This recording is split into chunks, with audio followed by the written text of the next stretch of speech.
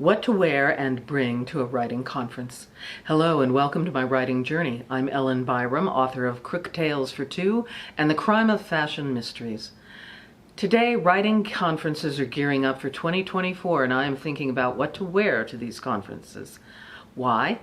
A lot of people may have been staying home for the last several years and it's time for a reminder of what to wear and what you might encounter. First, present yourself as professionally as possible. You never know who you'll meet. There could be readers, writers, or agents, or editors who may play a part in your future. Or not. I once saw a woman sitting in a chair at a Malice domestic conference wearing a t-shirt that said, "I'm reading, go to hell." Is that really the message you want to send? You could just stay home and read. And as a side note, I didn't see anyone speaking to her. We all kept a wide berth. When you're going back to a writing conference, think about the 3 C's: climate control, comfort, and color. I'll explain each as I go along. First, climate control. When you go to a conference, you never know if the rooms will be hot or cold or running loud ceiling fans that blow on the back of your neck, no matter where you sit. Sometimes the temperature will change several times during the course of an hour-long speech. Hot, cold, or suffocating.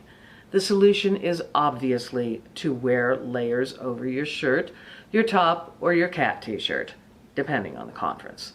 So you might want to bring a jacket or a sweater if you prefer, a lightweight scarf or pashmina tucked away in your bag. Comes in very handy for warmth, and you can also dress it up later if you're heading to a reception. Layer it up or layer it down depending on the thermometer. You might not bring a purse or briefcase, but many conferences will supply you with a conference bag where you can tuck your items and accessories. The outside weather has very little to do with the climate inside, and women wearing sleeveless dresses or tops may soon regret it. Guys don't necessarily have all the accessories of women who tote bottomless bags with every necessity known to mankind, but even they can wrap a sweater around their necks, which might make them look like a preppy about to play tennis and who wandered into the conference. It's a style that comes around every decade or so. It's much easier to just bring a jacket, which could be a classic blazer, always a good choice, or it could be the leather motorcycle jacket, a favorite of many thriller writers who want to look macho, or like Marlon Brando looking for trouble. Now think of comfort.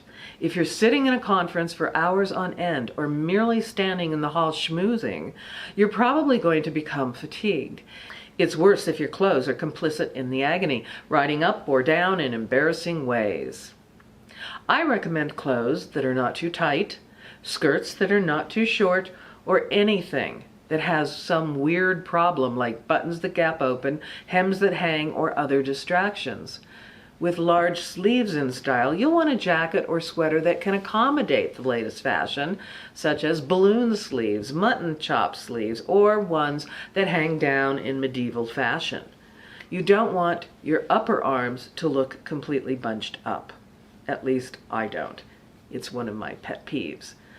Before you go to that conference, try on everything you're bringing to make sure it fits. Also sit and stand up to make sure your clothes don't gather together and turn on you in awkward places. As a personal note, I know that many women believe a white shirt is the answer to every style, question, or situation, and they may look fabulous in those white shirts. They do remind me of parochial school. But I find that white shirts are incorrigible stain suckers, and I stay away from them. Coffee will fly out of cups to find me. Waiters will spill spaghetti sauce. Dirt will appear out of nowhere. Makeup will stain those white shirts. On the other hand, I believe there is no such thing as too many black sweaters. They cover a multitude of sins, and with a bit of stretch, they cover you. They also come in various weights, so you could wear a lightweight cotton sweater to an event in a warm climate. Black sweaters are always at home at mystery writer events, and they look cool. You won't be worried about front buttons in a black or a dark sweater. Speaking of comfort, Wear shoes you can stand in and walk in, possibly even sprint in when those writing sessions are far apart or even on separate floors or wings. Some people can wear 5-inch heels, but not all of us can. If you have new shoes you want to show off, be sure you have worn them enough to know they won't give you blisters or make you want to scream in pain. Now, I also mentioned color.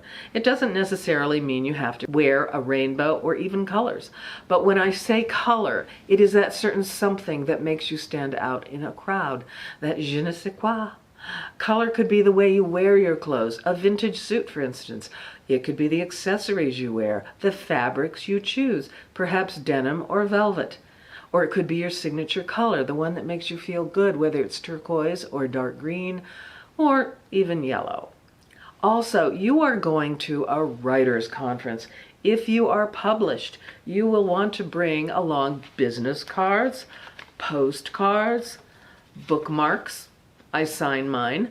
Depending on the conference and whether you are a panelist, you might also have some sort of giveaway, some handout, such as pens, writing pads, and chocolate with your labels on them. But be aware that a lot of people throw gimmicky items out or leave them behind, and they will eat your chocolate and forget who you are. So be selective about those tchotchkes. I will take handouts if they are useful. I have small mirrors that say crimes of fashion, but I give them out very judiciously. I also once handed out fashion citation pads that were pretty popular. And remember that a lot of things can be heavy to carry around, and you might want to skip toting so many things or loading up the tables in the hospitality room, only to have them be tossed out the last day of the conference. Thinking and planning ahead is the key to standing out in the crowd and having a great time. Remember that we tell stories with our clothes, whether we care about our clothes or whether we want to make a good impression. Be sure you know what you're saying with yours, and have a great conference. If you like this video, please take a moment to like it, and if you see this on YouTube, go ahead and subscribe. That's all I have for now, and I'll see you next week. Bye.